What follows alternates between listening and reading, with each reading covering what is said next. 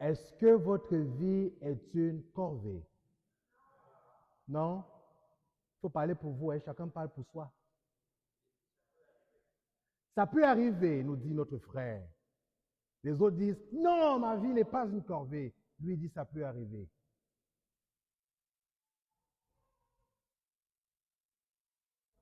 Souvent, ça dépend des jours. Ah, je suis d'accord, elle appuie. Ça dépend des jours. Il y a des jours où ma vie semble être une corvée. C'est l'expérience de Job. C'est ce que nous avons entendu dans la proclamation de la première lecture tirée du livre de Job. La vie de l'homme est une corvée. C'est son expérience. C'est ce qu'il vit à ce moment-là. Il y en a qui disent souvent, j'ai l'impression que le ciel me tombe sur la tête. Mais bien aimé dans le Christ, quand vous dites certains jours, souvent, quelquefois, ça peut arriver, lorsque vous faites cette expérience de votre vie personnelle comme étant une corvée, qu'est-ce qui vous aide à sortir de cette expérience? Qu'est-ce qui pourrait nous aider? La croyance, la foi, la prière, l'amour, le silence. Hein, j'aime ça.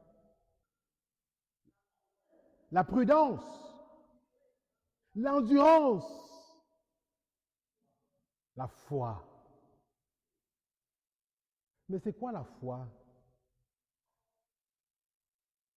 La confiance. L'espérance est croire sans voir.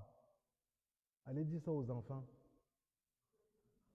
Croire sans voir. Mais qu'est-ce qui peut justement nourrir notre foi, comme vous le dites si bien, qui nous aide à passer l'expérience ponctuelle ou circonstancielle de la vie comme étant une corvée?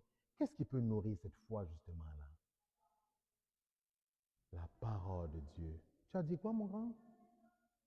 La présence de Dieu. La parole de Dieu.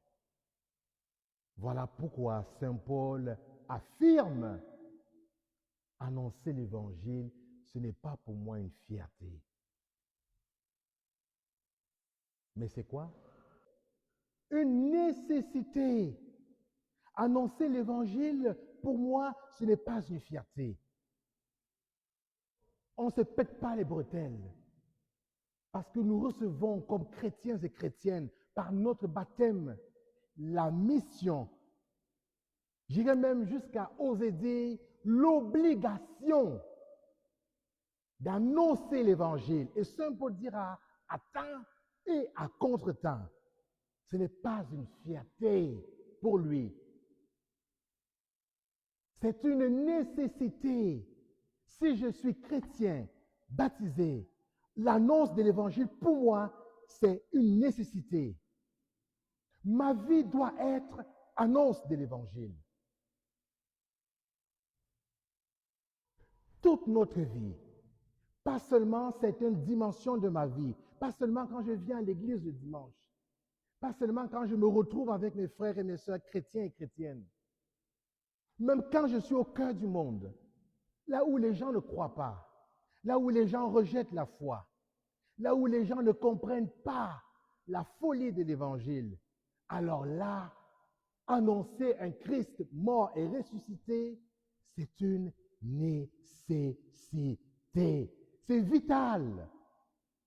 C'est pourquoi le pape François nous a parlé de la joie de l'évangile. Bien-aimé dans le Christ. Le Christ, le Seigneur Jésus, comme nous l'a rapporté Marc, a guéri toutes sortes de maladies, libéré, pas pour se montrer comme le plus grand des guérisseurs. Pas pour ridiculiser les autres guérisseurs ou les autres faiseurs de miracles. Mais dans quel but? Pour annoncer l'Évangile.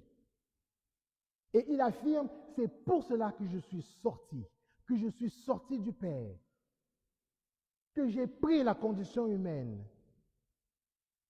Il nous montre l'exemple que tous les charismes et les dons que nous avons reçus visent un seul objectif, annoncer l'Évangile. Annoncer la bonne nouvelle du salut. À chaque fois que le Christ opère un miracle, c'est pour révéler un aspect de son Père. Il guérit tantôt pour révéler un Père miséricordieux, tantôt pour manifester ou pour signifier une proximité de Dieu. Quelquefois, c'est pour révéler la fidélité de Dieu dans la vie humaine.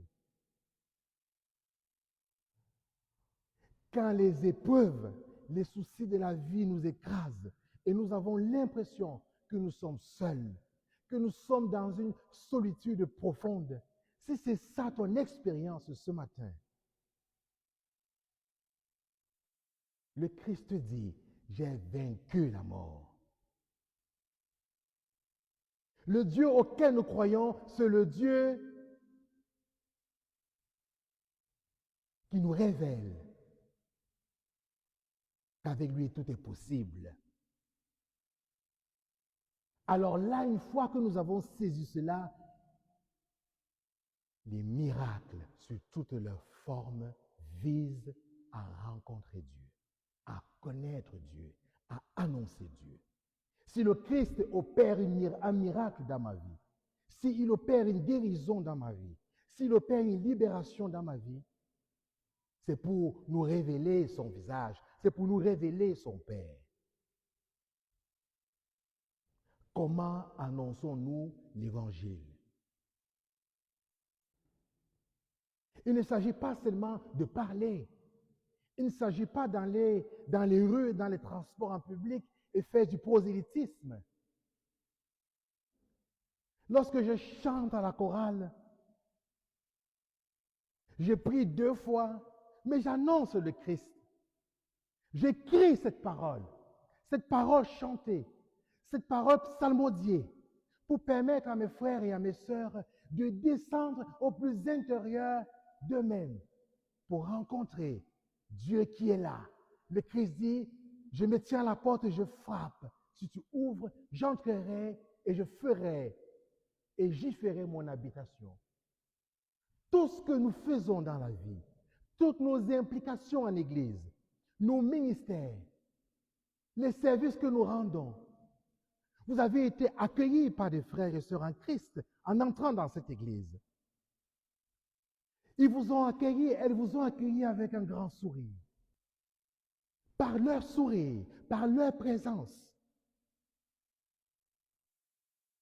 Ils vous ont annoncé le Dieu de l'hospitalité.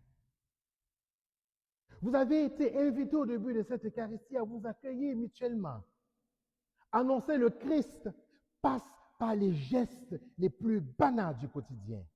Bien-aimés dans le Christ, demandons au Seigneur, au cours de cette Eucharistie, la grâce de redécouvrir la place essentielle de la parole de Dieu dans nos vies.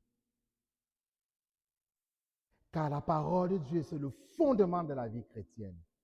Lorsque je traverse les épreuves, lorsque je fais l'expérience de la joie, la parole de Dieu m'accompagne, me soutient.